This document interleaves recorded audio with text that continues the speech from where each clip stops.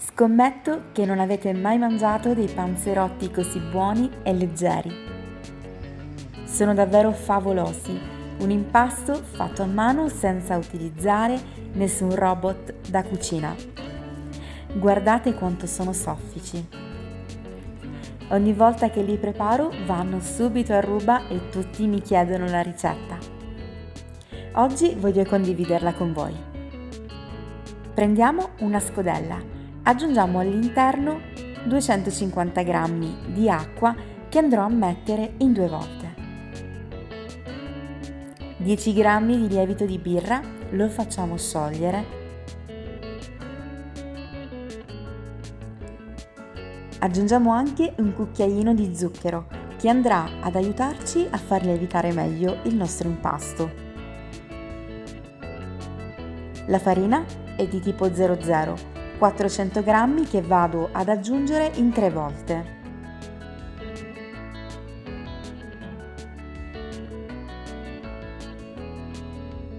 Aggiungo il sale nella restante acqua,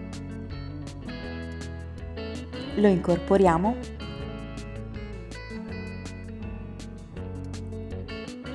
e terminiamo il nostro impasto aggiungendo la rimanente farina e 40 g di olio extravergine di oliva che ci regalerà un impasto liscio e setoso.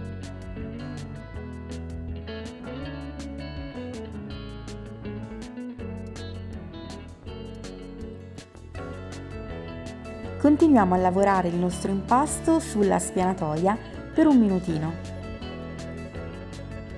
Lo riponiamo in una scodella, copriamo con la pellicola e lo lasciamo lievitare al calduccio per un'oretta.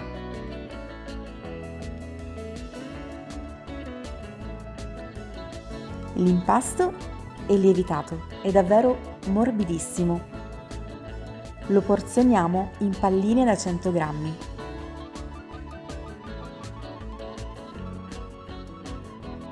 Con queste dosi otterremo 8 palline.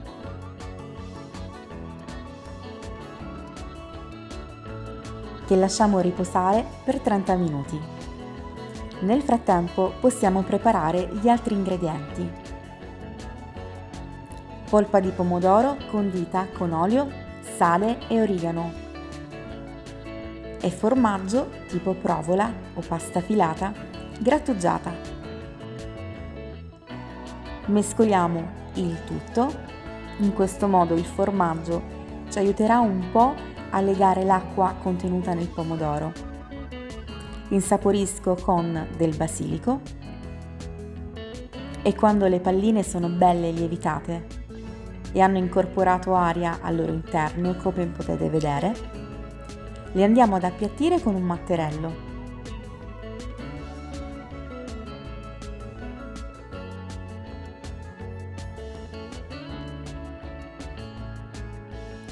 Inumidisco i bordi leggermente con dell'acqua e farcisco.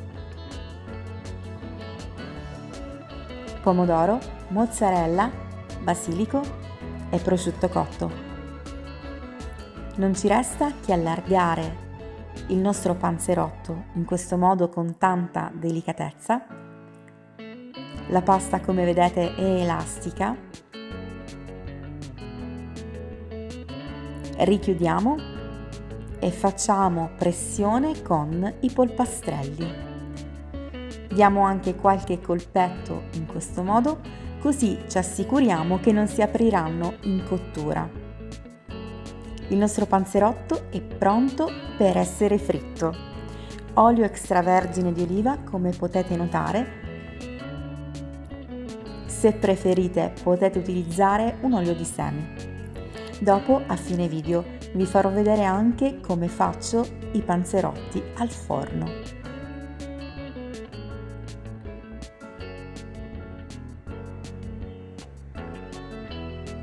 Lasciamo friggere finché saranno belli dorati.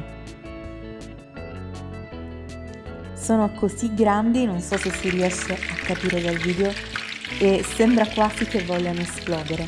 In realtà hanno mantenuto benissimo la frittura e non si sono per niente spaccati. Spero che questa ricetta vi sia piaciuta. Se è così, lasciate un bel like a questo video e se non siete iscritti, iscrivetevi. Adesso vi faccio vedere quanto sono soffici. Guardate, è incredibile e sono leggerissimi, di una bontà veramente assoluta.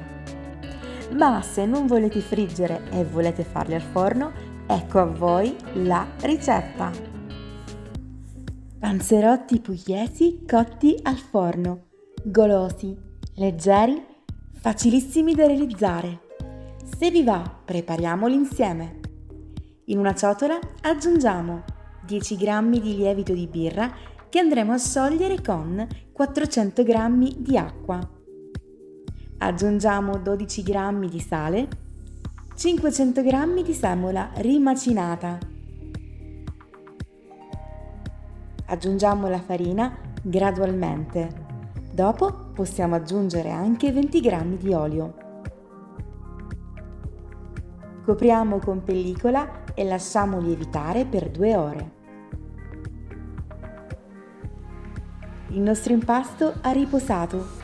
Dividiamolo in palline da circa 100 g ciascuna.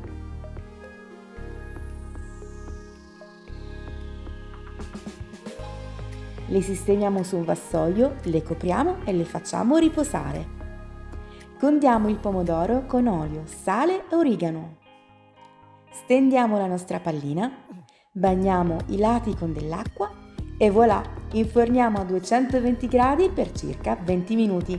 Ottimi, facili e fantastici, provateli! E per finire in bellezza vi propongo questa fantastica pizza in teglia.